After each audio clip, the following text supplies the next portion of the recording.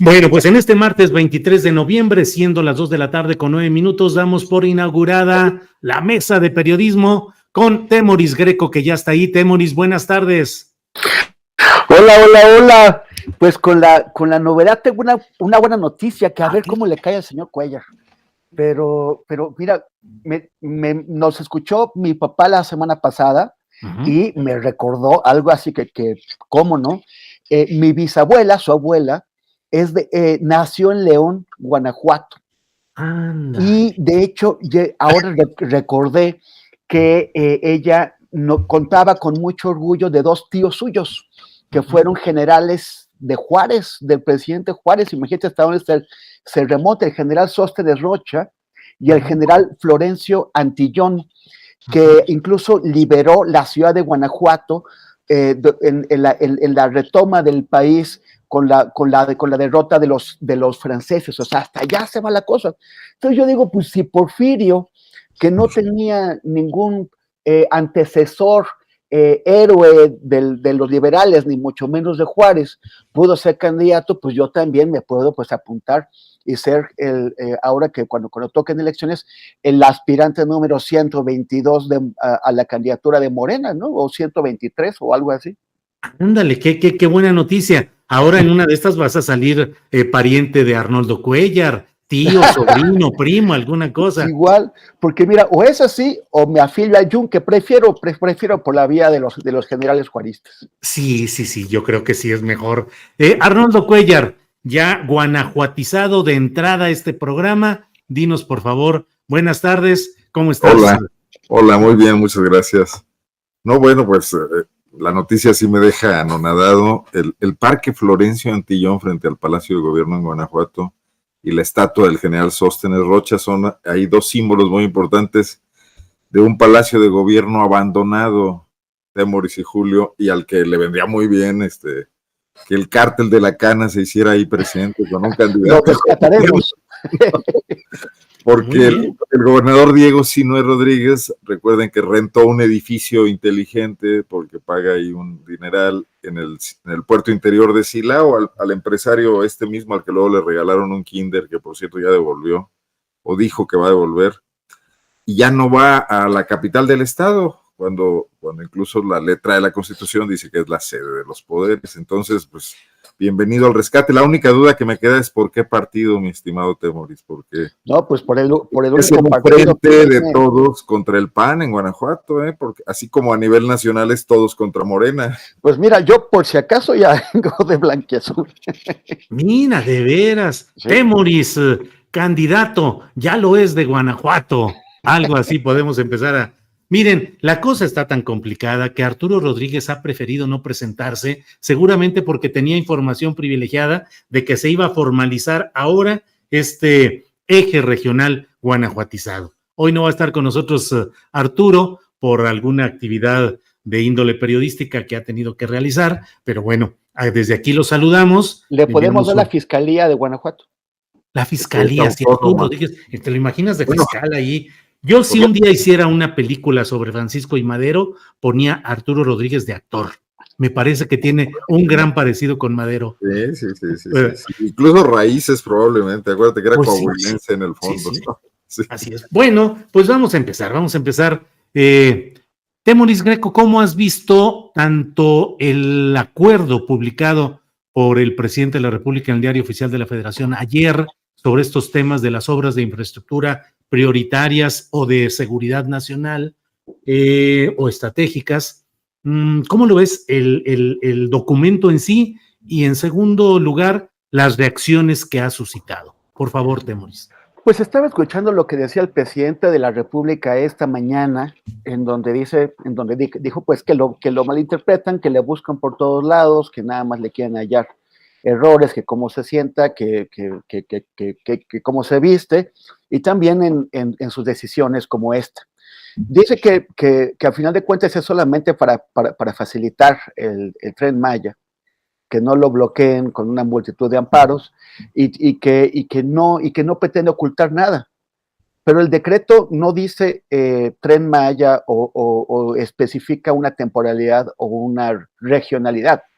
El decreto, de hecho, es amplísimo Es básicamente para cualquier asunto imaginado y por imaginar que se le ocurra hacer al gobierno, y no tienen ninguna previsión en el sentido de que la información que uno pueda solicitar para conocer qué es lo que están haciendo, pues no vaya a ser reservada, ya que lo están considerando como de seguridad nacional. Cada vez que veo una de esas grandes decisiones, es que siento que se les olvida que solamente van a estar 6 años. Y eso es, mira, hace poco, ustedes se acuerdan, publiqué una serie de videos que grabó el CISEN sobre las torturas que hizo Tomás Herón contra los detenidos del caso Ayotzinapa. Uh-huh. Y uno se pregunta, pero ¿cómo diablos se dejaron, o sea, si estaban cometiendo delitos gravísimos de lesa humanidad, ¿cómo diablos se dejaron grabar? Y es esta certidumbre, o sea, cómo tenían esta convicción de que esos videos jamás iban a trascender, jamás se iban a convertir no solamente en algo que conociera la opinión pública, sino que fuera usado como evidencia en procesos en su contra. Hay esta sensación de la gente cuando llega al poder de que nunca lo van a perder. Pero quienes no estamos en el poder, lo que vemos es que las cosas que hacen eventualmente van a poder también ser hechas o realizadas por quienes lo sucedan. O sea, en 3 años se va Andrés Manuel, probablemente queden Marcelo o Claudia, no lo sabemos. Pero si no es en 3 años, es en 9, en algún momento vendrá otro tipo de gobierno que podrá hacer uso de los militares como lo han hecho, que podrá hacer uso de este tipo de decretos. Imagínate que ese decreto lo hubiera hecho Peña Nieto.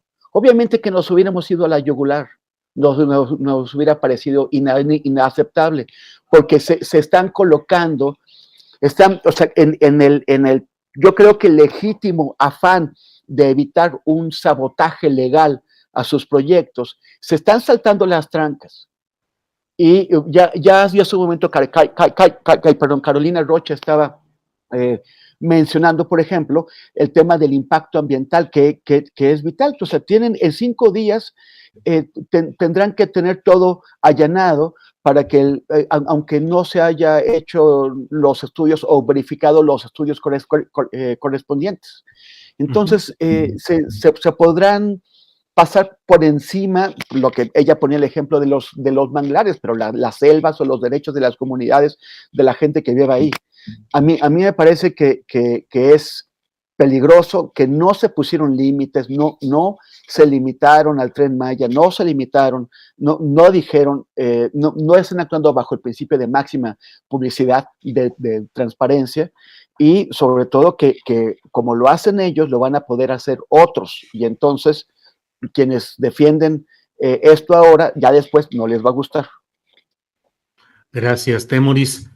Arnoldo Cuellar, es un tema delicado por la trascendencia, es decir, lo que significa en sí mismo. Se puede opinar a favor o en contra, estoy de acuerdo, pero es un tema delicado por una parte, y por otra, pues la verdad es que está desatada la opinión pública o la opinión en redes, sobre todo, muy polarizada. Así nos va como en feria ahorita con todo el programa y en particular ahorita con la mesa, donde, bueno, pues ya somos derechistas y vendidos y mil cosas por dar opinión en un sentido o en otro. ¿Qué opinas, Arnoldo, del tema en sí, del acuerdo en sí y de las reacciones que está provocando, Arnoldo? Gracias, Julio. Bueno, yo creo que pues lo más fácil es estar a favor o estar en contra, pero lo más complicado, y creo que es nuestra chamba, tratar de saber por qué está pasando esto, y sí, los riesgos que conlleva. Y yo creo que López Obrador está mostrando aquí un termómetro claro de su fracaso en la transformación de la dinámica de la gobernanza. O sea, eso que Pablo Gómez define muy bien como el gobierno corrupto, como sistémico, y que no se iba a modificar únicamente por un discurso de toma de posesión o por una voluntad política que no se tradujera en una metodología clara para ir área por área del gobierno revisando cómo ocurre la corrupción, cómo ocurre la lentitud burocrática, la no toma de decisiones, que al final de cuentas siempre es un método sistémico para propiciar la corrupción. O sea, las cosas no pasan por los canales normales y pasan hasta que hay acuerdos de otro tipo, ¿no? Económicos o lo que sea, en todas las áreas del gobierno. Andrés Manuel está desesperado, sabe que yo creo que hay alarmas prendidas de los tiempos de entrega de las obras a las que se comprometió, y los permisos que el propio gobierno debe otorgar, pero en dos vías: la tramitación que deben hacer ellos mismos, las constructoras o las áreas específicas dedicadas a las megaobras, y las áreas que reciben eso y que otorgan las autorizaciones. Pero esto lo padecen todos los mexicanos, todas las empresas, los individuos que van a hacer un trámite, que no tienen la posibilidad de sacar un decreto como este. Entonces, ahí está el primer tema que a mí me gustaría centrar. El gobierno de la Cuarta Transformación no significa nada en este momento.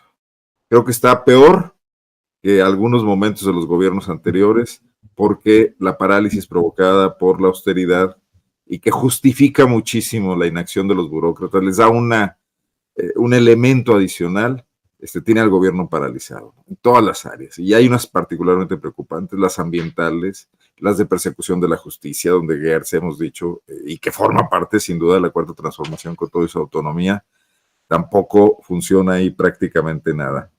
Y entonces el presidente, para salir de ese problema, da este decretazo que va a generar nuevos problemas, quizás más graves, y me parece un signo de lo que puede ser la segunda parte del sexenio. Y tiene razón Temoris. Bueno, si AMLO pudo echar para atrás una reforma constitucional, las reformas estructurales de Peña, o está pudiendo hacerlo, todavía no termina, un decreto del Ejecutivo es lo más fácil del mundo de revertir en un momento dado, ¿no? Sí tiene todos los riesgos que le ven los críticos, y yo veo muy pocas virtudes en lo que ven los partidarios de Andrés Manuel López Obrador. Hacer las cosas más rápido no significa hacerlas bien de ninguna manera. Y son además cosas que van a quedar ahí. O sea, estos temas de afectaciones ambientales, que además hoy ya no son locales, porque esto va a repercutir de diversas maneras con esas ONGs que tan pésima evalúa el presidente, pero que no todas son exactamente instrumentos del neoliberalismo. Pues esto va a traer muchas consecuencias, Julio. Yo lo principal con lo que me quedaría sería si este va a ser el tono, este tono de urgencia y de pasar por encima de ¿cómo le podríamos decir?, de una construcción política orgánica de soluciones. Es lo que vamos a tener en estos 3 años. Sí, está muy complicado. Gracias, Arnoldo. Temoris, qué complicado resulta el procurar analizar con la mayor atingencia posible, con el mayor cuidado, hechos políticos, jurídicos, sociales, económicos, como los que se derivan de este acuerdo publicado ayer, porque se viene una catarata en las redes sociales en las cuales tú, Temoris, que eres un hombre de izquierda, según mi punto de vista, progresista, comprometido con las mejores causas de la lucha por la sociedad, por los marginados, por los perseguidos, pues apareces aquí en los comentarios en términos negativos. Un servidor que no seré yo quien me defina, pero las pocas virtudes, las escasas que pueda tener, son borradas de un plumazo porque me convierto ya en un instrumento de los peores intereses y un traidor que además guardó silencio en el pasado y ahora quiere convertirse en el purista del presente. Palabras como las que expresa en este momento Arnoldo, que de una manera razonada y organizada dice: este gobierno ha fracasado y está en la nada en cuestión operativa y de continuidad de sus proyectos. ¿Qué hacemos en estos tiempos tan complicados, Temoris? Mira, la verdad es que no me voy a poner a defenderme ante personas que solamente van a hablar positivamente de mí si digo lo que quieren escuchar, y si no, pues van a hablar negativamente. O sea, esto no va a cambiar, no los vamos a convencer jamás. Estamos hablando, yo creo, para las personas que realmente quieren entender qué es lo que está pasando, que quieren también contribuir con sus visiones y con sus ideas y comentar constructivamente al respecto, porque aquí nadie, ninguno de nosotros, ni nadie en tu canal, son personas que respondan a consignas, sino que es estamos ofreciendo las ideas que realmente tenemos, el análisis al que llegamos honestamente, y por el otro lado, es imposible, o sea, todos los días alguien te acusa de ser chairo o convertido al fifí o algo, todos los días. Pero esto va a ser así siempre. Cuando me ha tocado, por ejemplo, cubrir la situación en Palestina, me han acusado de ser fanático pro-palestino y también agente doble sionista. O sea, así, de todo. Siempre va a haber alguien que te acuse así. Entonces, yo la verdad es que no me preocupo, más bien son gajes del oficio, esto va así, y está bien. O sea, digamos que la gente tiene derecho a opinar y a expresarse y a querer creer por fuerza lo que quiera. O sea, quien tiene fe, quien cree en dogmas, quien asume la información que le bajan de arriba como la realidad absoluta, pues está en su derecho. Gracias, Temoris. Arnoldo, digo lo correspondiente a lo que yo aprecio en tu trabajo y en tu figura, un hombre que lucha periodísticamente, que ha salido adelante con muchos proyectos de periodismo independiente, crítico, valioso, y que hoy está documentando una serie de cosas que quisiera ver yo la valía para enfrentar a funcionarios tan poderosos y tan empoderados como algunos de los que de una manera profesionalmente sustentada has estado señalando en tus escritos. Eres un periodista que arriesga la vida profesional y la física en muchas de las cosas que se publican ahí. ¿Cómo ves, cómo enfrentas, qué opinas de esa crítica que suele barrer con una escoba generalizada todo lo que es la historia y el antecedente y la congruencia, y dice, si están en contra de López Obrador, están en contra de un proyecto nacional valioso que está por encima de sus visiones chatas y pequeñas? Arnoldo. Pues bueno, es parte de lo que también tenemos que comprender, ¿no? O sea, también es necesario entender por qué surge esta masa política movilizada por Andrés Manuel López Obrador, con ganas de participar y con muchas esperanzas en él, ¿no? Pues normal lo que pasa. A mí me sirve mucho de pronto esto aquí, Julio, porque en Guanajuato nos traen asoleados diciendo que somos agentes del López Obradorismo, que queremos echar a perder el proyecto triunfador de 30 años de panismo, ¿no? Entonces, bueno, total que por un lado o por otro. Pero bueno, digo, esto nos dedicamos y el que quiera aplausos que se dedique a otra cosa, ¿no? Yo creo que al final del día lo relevante es que analicemos cómo la defectuosa democracia mexicana está entrando en barrena por los dos aspectos. Por quienes quieren creer solamente que un hombre puede ser un salvador providencial, con buenas ideas, con una actitud ética, pero sin una tecnología del poder para que las cosas pasen. Y eso, pues, habría que exigirlo. O sea, no nomás estamos aquí. Digo, el Papa puede condenar la pederastia en Roma y sus sacerdotes aquí siguen practicándola todos los días. No está pasando nada, ¿no? Ese tipo de cosas, pues. Y la otra es esa oposición que se limita a golpear a López Obrador por todo lo que hace y dice todos los días y no a establecer una crítica fundada bajo el parámetro de que pueden estar de acuerdo con él en muchos de sus diagnósticos, pero son insuficientes las soluciones que él está planteando como gobierno, que sería otra cosa, ¿no? Pero si mañana López Obrador dice que se vuelve feminista, seguramente el PAN irá en contra del feminismo y Claudio X también, y dirán que hay una conspiración ahí contra la civilización judeocristiana, etcétera, ¿no? Entonces, por los dos lados, atenazada, y además, bueno, ahora con los garantes y árbitros de la democracia como Lorenzo Córdoba, desatados en busca de reflectores para una posible candidatura, porque se está dejando querer además él por quienes lo ven. Estamos descomponiendo todo esto, lo poco que se había logrado. No era mucho lo que se había logrado. Realmente lo que habíamos logrado era que el día de las elecciones rápidamente se anunciara quién ganó, quién perdió, y que más o menos estuvieran todos conformes. No habíamos logrado, por ejemplo, sanear, el país no lo había logrado, sanear el tema económico de las campañas políticas, que ha sido un gran aliciente a la corrupción posterior en los gobiernos, ¿no? O sea, los dineros de las campañas, y están ahí a ojos vistas, tienen 5 pesos de tope de campaña y se gastan 100,000, y eso ocurre desde el alcalde del lugar más chico hasta el gobernador y el presidente de la República, ¿no?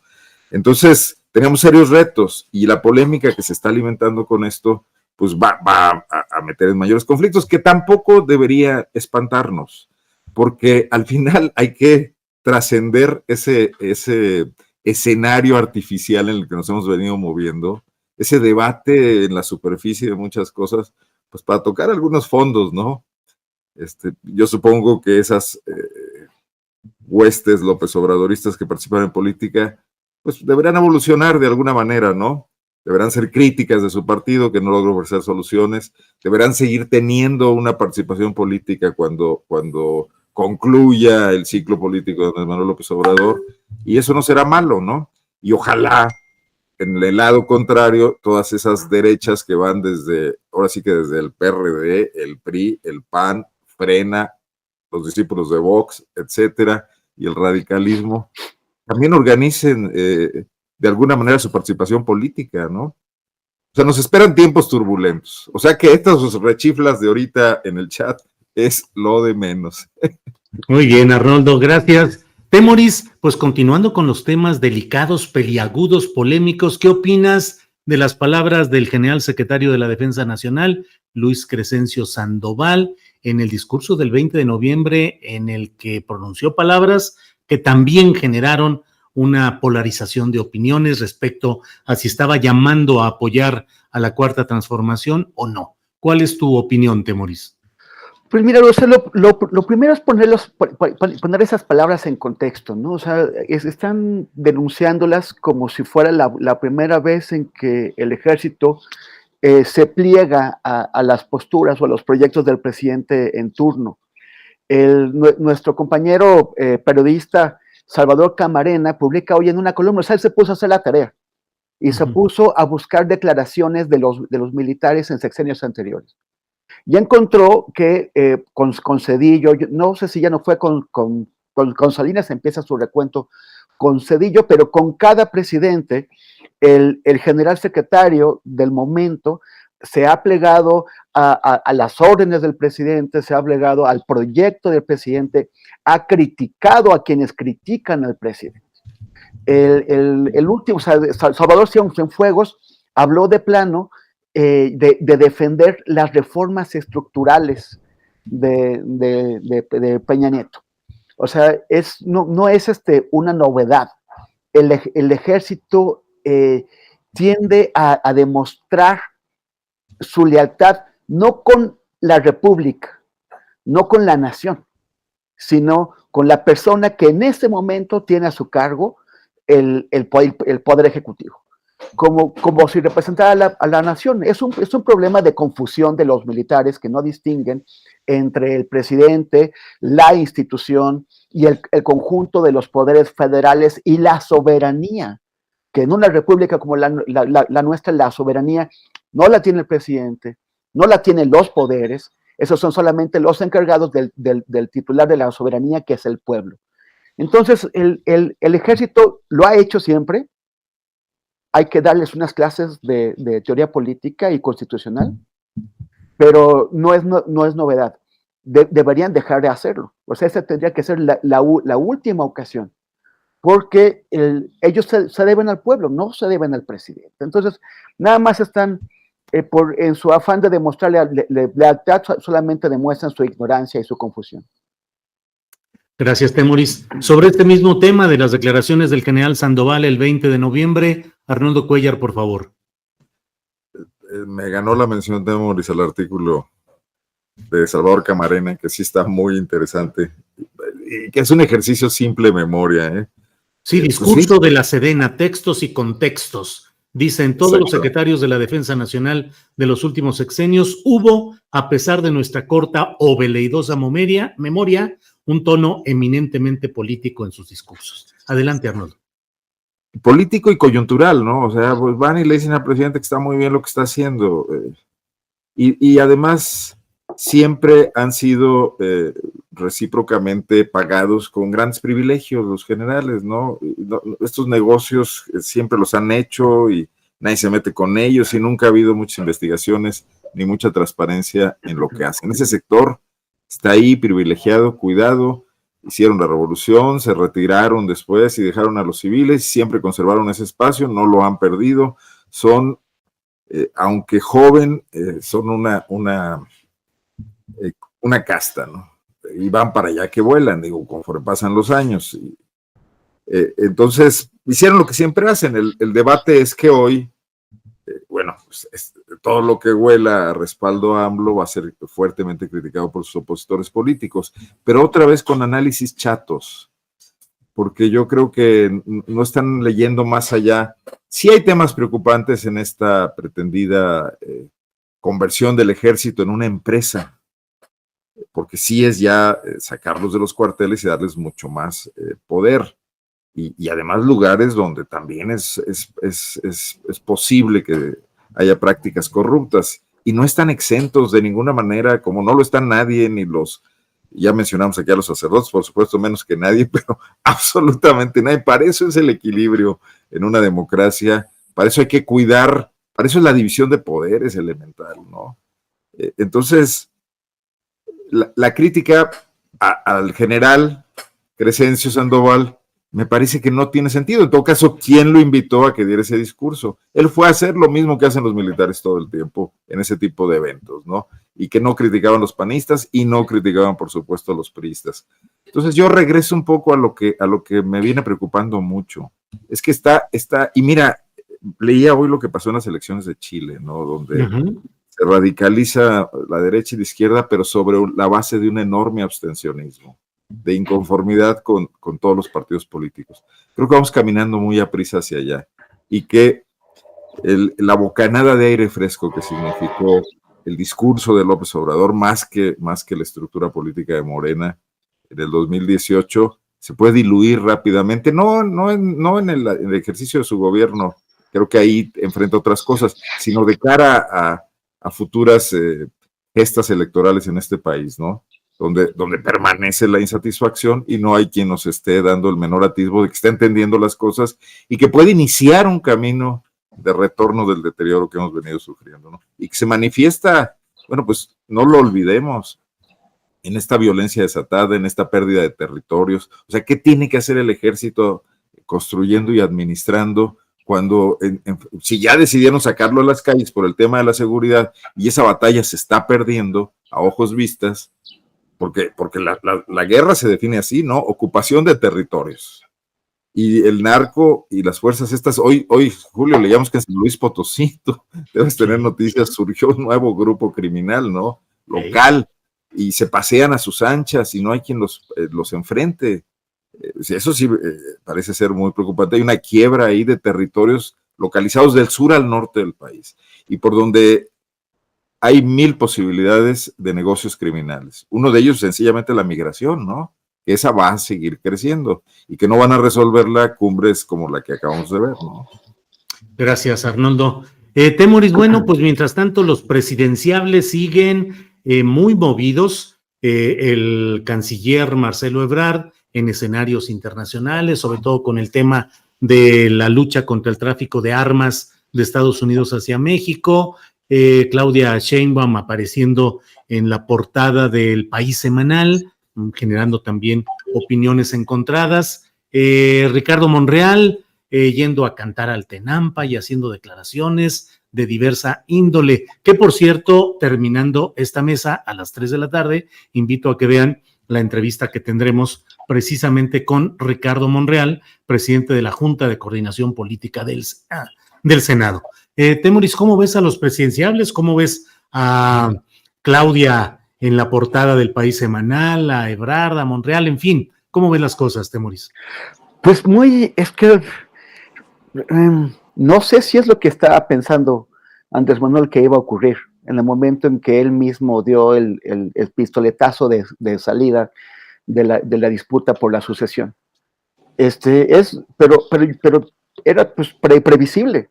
O sea, era que los precandidatos o los suspirantes se envuelven en una carrera, en una competencia que los empieza a distraer de sus funciones y los empieza también a arrastrar hacia los gestos simbólicos.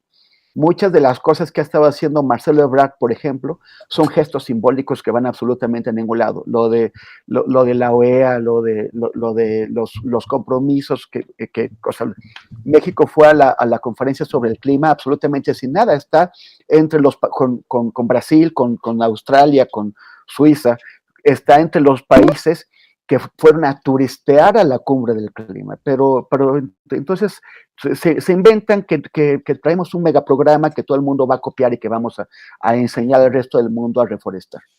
O sea, hacen gestos simbólicos. ¿Qué tiene que hacer Monreal cantando en el Tenampa? O sea, así... Y menos canciones de José Alfredo. Es que pero luego ni invita, o sea, ¿qué onda? Mínimo que se vea... echar unas rondas, ¿no? Ahí para todos. Uh-huh. Pero, y en el caso de Claudia, ¿no? Que por cierto sí, es un hit. La entrevista en El País no es la única, pero hace rato comentaba Carolina que se ve súper guapa, o sea, salió, sí le están creando una imagen que me parece que se ve, además de ese aspecto de gobernante con autoridad científica que tiene, ahora la están haciendo físicamente llamativa y eso yo creo que le va a funcionar. Falta mucho más para que pueda obtener la candidatura, pero ahí va.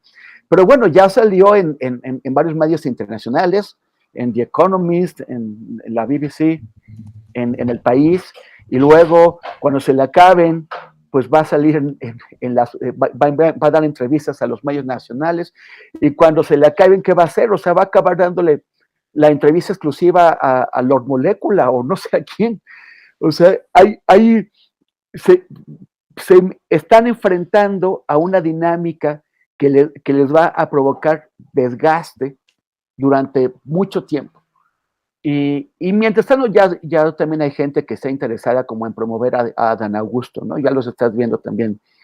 Entonces, pues bueno, yo creo que esto no era necesario, que se lo podían haber ahorrado, que podían haber entrado a la competencia dentro de 1 año y medio, pero pues es en donde están ahora, es en donde los puso el presidente, y ahí están, corriendo desatados mientras el país, mientras el proyecto de la Cuarta Transformación requiere dedicación, requiere más atención, requiere más concentración de las principales figuras en él. Muy bien. ¿Cómo ves el tema, Arnoldo Cuellar, de los presidenciables desatados en escena mediática, en actividades de todo tipo? Arnoldo. Bueno, nada más una aclaración. Cualquier discrepancia que suene aquí con lo que ha dicho Temoris no significa que no lo respalde para su candidatura en Guanajuato. Recuerda la Secretaría de Gobierno, recuerda nada más. Recuerda, pues mira, o sea, yo veo muy distintas las cosas. La Secretaría de Gobierno y tú a la Fiscalía, Julio. No, Arturo es a la Fiscalía, Arturo. Y tapado, ¿no? También. Una vez. Mira, eso es algo que yo creo que López Obrador sí está haciendo bien. Manejar su propia sucesión. Yo creo que se está mostrando como el gran conocedor del sistema político priista y del sistema métrico sexenal, ¿no? Ciertamente a mí no me da eso mucho gusto, porque yo creo que era algo que habría que trascender. Este país no puede estar condenado a esa formulita política inventada a mediados del siglo XX, ¿no? Y que bueno, cuando éramos un país semianalfabeto y una élite política que cabía toda en la colonia Doctores o en la Roma, no sé bien las geografías de la época, pero... Y seguimos con eso. Había sufrido un desgaste. Desde de la Madrid, lo hemos hablado aquí otras veces, que tuvo que inventar la pasarela, que más o menos lo resolvió. Desde Salinas, donde se tiñó de sangre esa sucesión. Obviamente la de Zedillo, que ganó la oposición, Pero recuerden a Vicente Fox, que era el primer no priista que operaba una sucesión, que quiso reprimir a Calderón para proteger a Krill, que Calderón se le salió del huacal y se fue a hacer campaña por su cuenta y le ganó la candidatura al PAN, ¿no? Pactando con los grupos regionales y con el Bester Gordillo y con priistas, etcétera. Creo que esto lo está reencauzando López Obrador, y sobre todo de una forma dejándolos que hagan campaña. Y era inevitable que ocurriera desde temprano, desde que se empezaban a medio surgir, pues bueno, a la mitad del sexenio justo, las posibilidades de todos, ¿no? Y entonces cada quien estará librado a sus fuerzas. Obviamente, él tiene su favorita y puede tener, además, un plan B, que es Adán Augusto. Pero dejarlos correr le da oxígeno artificial a la 4T. O no, muy natural, pues, ese que tan escaso estaba en meses anteriores, porque distrae de muchas otras cosas y mantiene una tensión ahí que además a la oposición la trae vuelta loca y tratando de inventar cómo se protegen ante ese avasallamiento. Lo decía este analista que ayer entrevistaste, Julio, ¿no? No se ve para nada el tema de los partidos opositores en los precandidatos, en el análisis de la posible sucesión dentro de 3 años, ¿no? Uh-huh. Y bueno, cada quien hará lo que puede. Claudia Sheinbaum, que tiene un gran presupuesto, buenas relaciones internacionales, no sé, esta aura de las mujeres que gobiernan grandes ciudades, de la cual puede colgarse también, dio estas entrevistas. No va a haber problema en que se desgaste, pues tienen ahí a sus spin doctors que van a sugerir 1000 cosas y pautas y cuestiones, pueden tener tropezones, forman parte de la dinámica normal y tendrán que reponerse de ellos. Ebrard tiene la cancha natural de su trabajo y Ebrard no puede ir a la cumbre mundial a ofrecer cosas que el gobierno de México no puede hacer, si no tiene una Secretaría de Economía funcional, una Secretaría de Energía que está totalmente convertida en la gerente de la construcción de la nueva refinería, que ofrece, pues y hace nada más promesas vacías, pero sale bien con lenguaje diplomático, dice las cosas, se ve un funcionario ayornado, puesto al día, en un mundo globalizado, y eso es lo que vende, ¿no?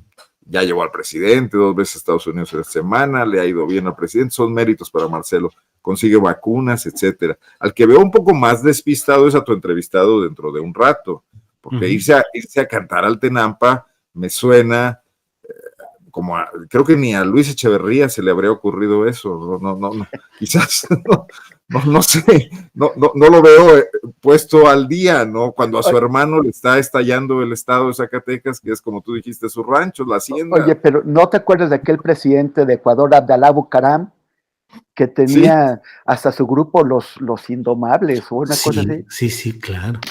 Aquí nomás hubiera faltado que Ricardo Monreal, pues en el repertorio de José Alfredo, hubiera cantado No me amenaces, que es una de las canciones típicas del gran compositor. Adelante, Arnoldo. Tendrá que hacer otras cosas, es un buen político, conoce también esas cuestiones, pero al final del día lo que están haciendo es hacer avanzar la locomotora de la sucesión en el mismo terreno en el que la va a dejar López Obrador, ¿no? Y una fuerza política que se convertirá en transeccional, independientemente de quién la encabece, y que terminará alineándolos a todos. Yo creo que el poder en México, al final del día, es muy difícil oponérsele, y que incluso los enemigos y los adversarios de uno u otro, en el momento en que hay una decisión, se van a terminar alineando todos, ¿no? Que es muy priista, y es también, pues, algo que tampoco es celebratorio, ¿no? Bien, Arnoldo, gracias. Temoris, ayer entrevisté a Juan Ricardo Pérez Escamilla, que es cofundador de Oráculos y de una agencia de inteligencia política, así le llaman, y entre otras cosas revisan toda la información referida a los presidenciables y luego hacen pues una sumas y restas de cuáles opiniones son positivas, cuáles negativas, y luego dan a conocer un estudio en el que dicen quién tuvo menciones más positivas, quién tuvo menciones más negativas y diferentes análisis de ese tipo. Pero al final de la entrevista, Pérez Escamilla me dijo, pero mira, hay un dato que no tenemos que analizar. Dice, el 80 y tantos % de las menciones en la prensa, en los medios de comunicación, se refirieron a los personajes de Morena. La oposición virtualmente no existe con esa presencia y ese impacto en los medios de comunicación. Creo que me dijo 81 u 83% el porcentaje, la presencia de Morena en los medios de comunicación, y el pedacito chiquito, 17 o 19% para la oposición. Borrada finalmente la oposición en medio de estos escenarios tan convulsos, tan de sub y bajas y de pasiones y confrontaciones, pero la oposición pareciera no tener fuerza ni presencia, Temoris. Pues sí, pues mira, es que el presidente tiene tal presencia en la opinión pública que parece que todo depende de él, de a quien mencione. Desde el principio en las mañaneras ha agarrado como sparrings a quien él ha querido. A algunos periódicos, a algunos columnistas, a algunos autodenominados intelectuales, y de esa forma ha ignorado a sus rivales deseosos, ¿no? Ha ignorado a los políticos de la oposición. Entonces nadie habla de ellos, hasta que a Andrés Manuel se le ocurre, entonces empieza a hablar de Anaya, y es cuando la gente se fija en Anaya, y Anaya es como que pum, se prende una luz verde y empieza a hacer videos y empieza a moverse. Se olvida Andrés Manuel de Anaya y ya nadie se acuerda de Anaya. Intentaron revivir a este cadáver del siglo XVI, Diego Fernández de Ceballos, ¿no? Para ver si se convertía en una especie como de faro de atracción, ¿no? Pues no sé si imaginaron que los jóvenes lo iban a seguir o algo a ese señor. Pues no. Entonces sí, efectivamente no tienen ninguna presencia, y ahí también te das cuenta no solamente de la flaqueza de la oposición, sino también de cómo toda la asociación depende de Andrés Manuel. Andrés Manuel nombró a sus posibles sucesores, y es entonces cuando la gente los toma en serio o no. Como escogió no nombrar a Monreal, todo el mundo dijo, well, Monreal realmente ya no tiene chance, o lo que va a ocurrir es que se va a convertir en candidato de la oposición. O sea, Monreal adquiere relevancia por la no mención presidencial. Entonces todo es un juego que ocurre alrededor de lo que el presidente decide hacer. O sea, realmente hay un monopolio de la imagen política que tiene el presidente de la República, que un funcionario, que un posible candidato, aunque sea a nivel regional, aparezca en la mañanera, que Andrés Manuel lo invite, ya es su consagración. En cambio, quien es ignorado es también como aquellos periodistas y medios que no son mencionados por la señora Vilchis en su espacio de bromas llamado ¿Quién es quién? En las mentiras de los medios, ¿no? Para que tú seas alguien en los medios de oposición, tienes que haber sido nombrado por la señora Vilchis. Si no te ha pelado, no eres nadie, entonces tienes que ver cómo te metes ahí. Vaya. Arnoldo, hay algunas informaciones que están ya publicándose en los portales. Una de ellas dice que desde agosto el presidente de la República había retirado la propuesta para que Arturo Herrera, exsecretario de Hacienda, fuera propuesto como futuro gobernador del Banco de México. Según lo que publica Reforma, esto lo dijo el propio Ricardo Monreal, por un lado, y por otra parte, pues los señalamientos de que el propio presidente de la República dice que los secretarios de la Defensa Nacional y de la Marina le aligeran la carga de la responsabilidad al frente del gobierno. Total que la discusión y los temas para la polémica abundan y se multiplican, Arnoldo. Bueno, pues es que sí hay una transformación, no sé si a la cuarta o cuál, pero sí están muchas cosas en movimiento, producto de una descomposición generalizada del viejo sistema y de la forma de gobierno que nunca transformaron los panistas y que Enrique Peña Nieto se dedicó a otras cosas, ¿no? Yo estaba leyendo lo mismo que tú y dije, le vamos a ganar la nota a Adriana. Sí, pero sí, así es. No veo una versión confirmada, es la típica filtración supongo que de Monreal, ¿no? Y no vienen explicaciones de por qué. No sé si Arturo Herrera también el presidente lo requiere en alguna otra cosa. Digo, no se ha casado, ¿verdad? Nadie sabe si ha habido. No hay reportes desde Guatemala, nada por el estilo. Yo creo que ya nadie se va a casar en los siguientes 3 años. Sí, así es. Esperemos para saber ahí qué está ocurriendo. Se habla ya de la subgobernadora Irene, creo que se llama, que es la de más antigüedad, que podría ir a ser la gobernadora del Banco de México por primera vez una mujer.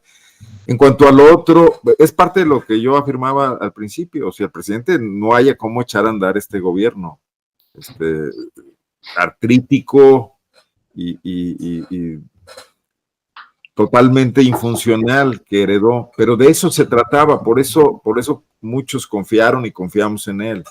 O sea, sí había que hacer una seria revolución con funcionarios muy capaces, y él deliberadamente en muchos casos eligió no hacerlo. O sea, eligió poner lo que él decía, leales en lugar de competentes, ¿no? Y no me refiero a doctorados en universidades extranjeras, gente que con una mística y un compromiso con él y con su movimiento pudieran hacer andar las cosas, ¿no?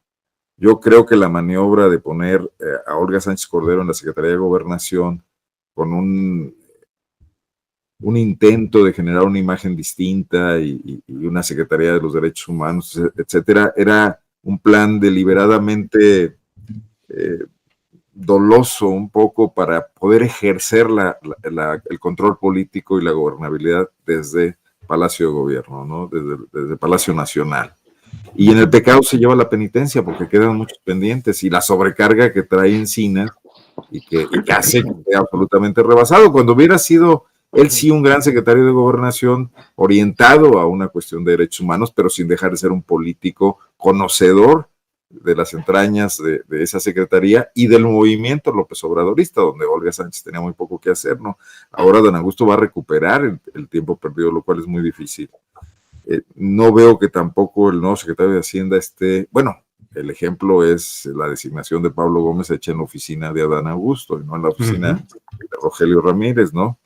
Entonces, no es una crítica como muchos pudieran suponer en el chat, porque parezca mal, o sea, creemos que a este país le hacían falta cambios y creemos que yo hablo por mí, pues, no por Temoris, que supongo que ahorita dirá lo que le corresponda, en los cambios que había que hacer. La crítica proviene de que no están ocurriendo y se han perdido 1000 días ya.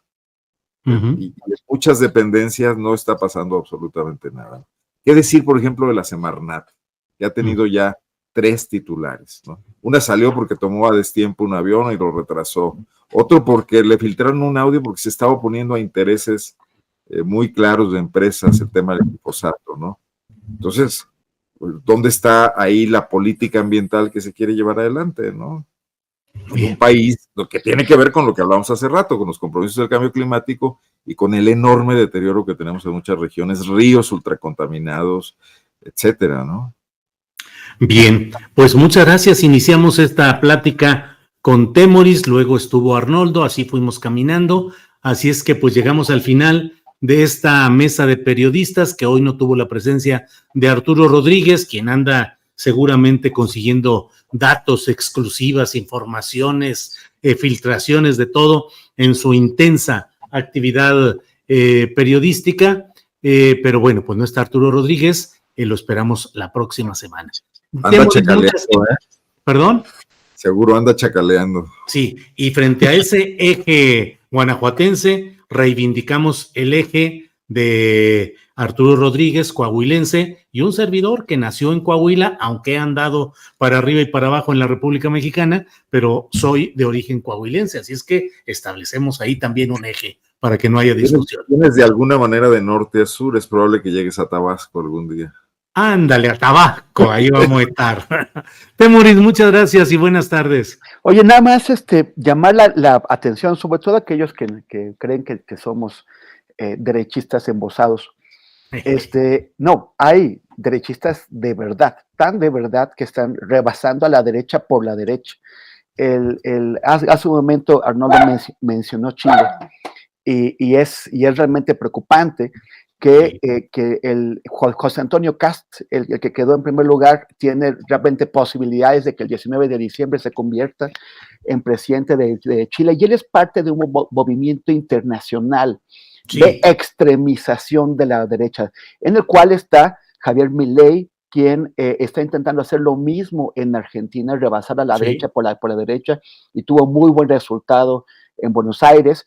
Y son, o sea, si tú ves hoy el timeline de Twitter de Kast, de que está adelante en Chile, él agradece en Twitter solamente a 2 personas, a Milei, el de Buenos Aires, y a Santiago Abascal, el de Vox.